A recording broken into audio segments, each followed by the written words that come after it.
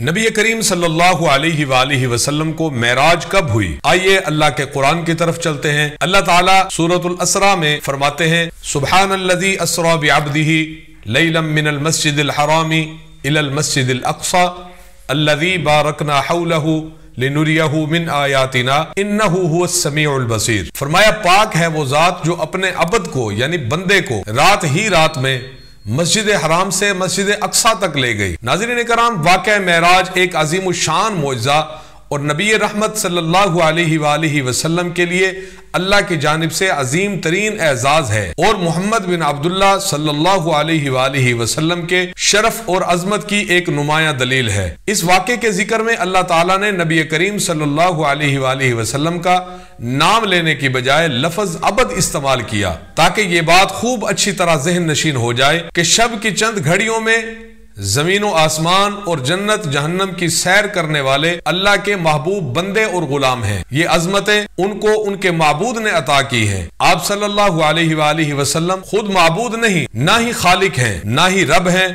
बल्कि आप तो अल्लाह के बंदे और गुलाम हैं। कुरान पाक में अल्लाह ताला ने दीगर मकामात पर भी आप सल्लल्लाहु अलैहि वसल्लम की अब्दियत का ही जिक्र किया है। फरमाया, व इन कुंतुम फी रैबिम मिम्मा नज़्ज़लना अला अब्दिना फअतू बिसूरतिम मिन मिस्लिही वदऊ शुहदाअकुम मिन दूनिल्लाहि इन कुंतुम सादिकीन। हमने जो कुछ अपने बंदे पर उतारा है उसमें अगर तुम्हें शक हो और तुम सच्चे हो तो उस जैसी एक सूरत तो बना लाओ। तुम्हें इख्तियार है कि अल्लाह ताला के सिवा अपने मददगारों को भी बुला लो। इसी तरह एक और आयत में फरमाया, कुंतुम आमन बिल्लाहि वमा उनज़िला अला अब्दिना यौमल फुरक़ान। अगर तुम अल्लाह पर ईमान लाए हो और इस चीज पर जो हमने अपने बंदे पर उस दिन उतारा है, जो दिन हक व बातिल की जुदाई का दिन। नाज़रीन कराम, नबी करीम सल्लल्लाहु अलैहि वसल्लम ने खुद भी मकाम अब्दियत को अपने लिए पसंद फरमाया है। चुनाचे आप सल्लल्लाहु अलैहि वसल्लम का इरशाद है, फरमाया, तुम मेरे बारे में इस तरह मुबालगा आमेजी से काम ना लेना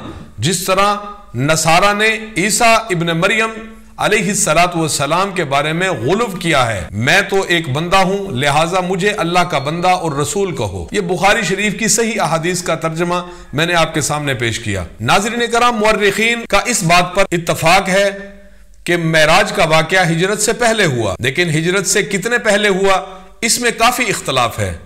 इस तरह शब मेराज के महीने, दिन और तारीख का तयन में भी इख्तलाफ है।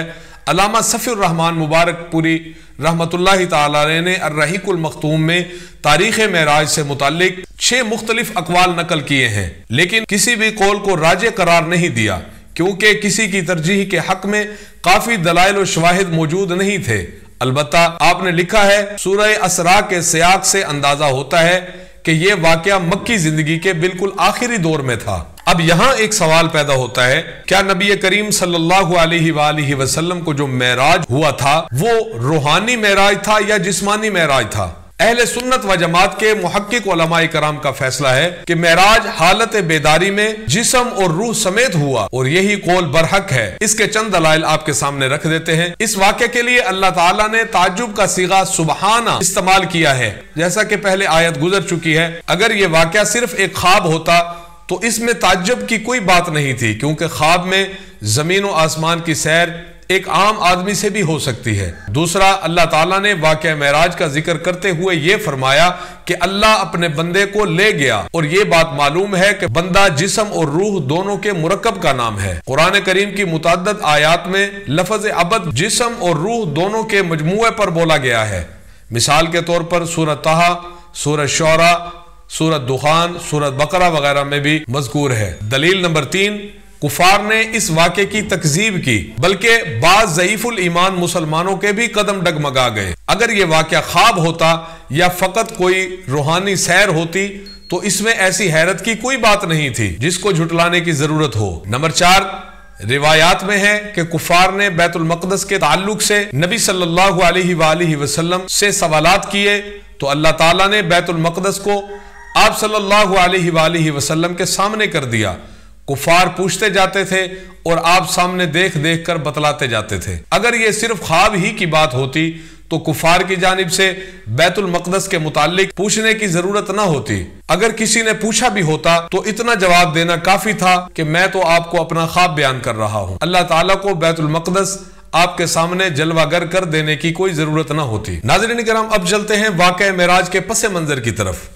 नबी सल्लल्लाहु अलैहि वसल्लम के चचा अबू तालिब और आपकी बीवी खदीजा रजी अल्लाह तआला अन्हा के इंतकाल के बाद ये वाक़या हुआ। अबू तालिब वो शख्स थे जो रिश्तेदारी की बिना पर नबी सल्लल्लाहु अलैहि वसल्लम की हिमायत किया करते थे। अबू तालिब और खदीजा के इंतकाल के बाद कुफार के हौसले और जुर्रतें बढ़ गई। उन्होंने आप सल्लल्लाहु अलैहि वसल्लम पर जमीन तंग कर दी और आपका चलना फिरना दो भर कर दिया। ऐसे हालात में अल्लाह ताला ने आप सल्लल्लाहु अलैहि वसल्लम के लिए आसमान की वुसअतों के दरवाजे खोल दिए। वो अल्लाह जिसने आपको आखिरी नबी बनाया था, जिसने आपको दावत तौहीद आम करने के लिए भेजा था, वो अपने नबी को अपनी कुदरत के जलवे बरहना आंखों से दिखाना चाहता था ताकि आप परेशान ना हो, मौजूदा मसाइब से दिल छोटा ना करें। अल्लाह ताला के नबी सल्लल्लाहु अलैहि वसल्लम को अल्लाह ताला के कुदरत की मार्फत जरूर थी और आप सल्लल्लाहु अलैहि वसल्लम खूब वाकिफ थे कि वही अल्लाह नूह अलैहिस्सलातु वस्सलाम की कश्ती पार लगाने वाला है और वही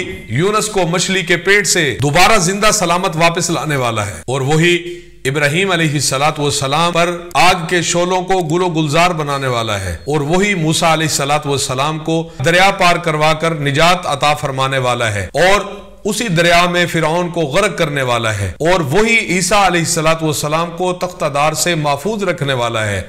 लेकिन अल्लाह ताला का इरादा था वो अपने नबी को अपनी बाज बड़ी बड़ी निशानियां चश्मदीद करा दे ताकि इल्मुल यकीन से आगे बढ़कर आपको ऐनुल यकीन हासिल हो जाए। नाज़रीन किराम, अक्सर कहा जाता है कि नबी करीम सल्लल्लाहु अलैहि वसल्लम को मेराज शाबान के महीने में हुआ, कुछ कहते हैं 15 शाबान में हुआ। एक बात ज़हन नशीन फरमा लीजिए कि मेराज बरहक है, जरूर हुआ है, बनफ्से नफीस हुआ है, जिस्म और रूह समेत हुआ है, आलम बेदारी में हुआ है, ये इसमें किसी का कोई इख्तलाफ नहीं।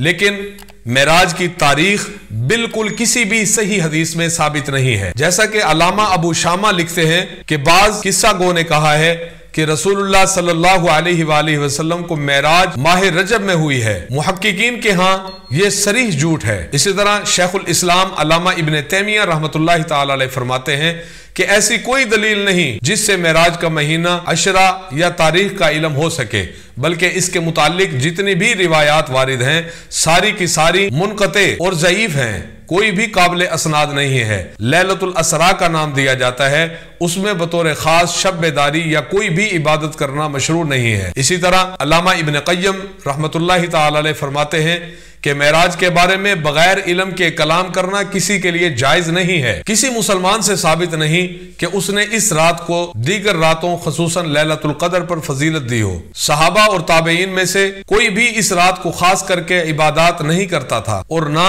किसी ने इसका तज़किरा किया। यही वजह है कि उसका तायन नहीं हो सका। अगरचे मेराज नबी करीम सल्लल्लाहु अलैहि वसल्लम के अजीम फजाइल में से है, लेकिन उसके बावजूद वक़्त और जगह को इबादत से खास करने का नहीं कहा गया। गारे हिरा जिसमें वही की इब्तिदा हुई, जहां आप सल्लल्लाहु अलैहि वसल्लम नबुव्वत से कबल इबादत किया करते थे, वहां भी आप सल्लल्लाहु अलैहि वसल्लम ने या किसी सहाबी ने इबादत की कोशिश नहीं की और नज़ूल वही के दिन को इबादत वगैरह के लिए खास किया, ना किसी मकान और जमान को किसी अमल के साथ खास किया। किसी जमान व मकान को किसी इबादत के साथ खास करने वाले की मिसाल उन अहले किताब की सी है जिन्होंने सय्यदना ईसा अलैहिस्सलातु वस्सलाम के अहवाल के वाक़यात को मखसूस इबादत और रसूमात बना लिया। मसलन ईद मिलाद ईसा यानी क्रिसमस डे और योम तामीद यानी जिस दिन ईसाई मजहब कबूल करने वाले को गुस्ल कराया जाता है, वगैरह वगैरह। नाज़रीन किराम, उम्मीद है आपको हमारी यह आज की वीडियो पसंद आई होगी और इस वीडियो से आपको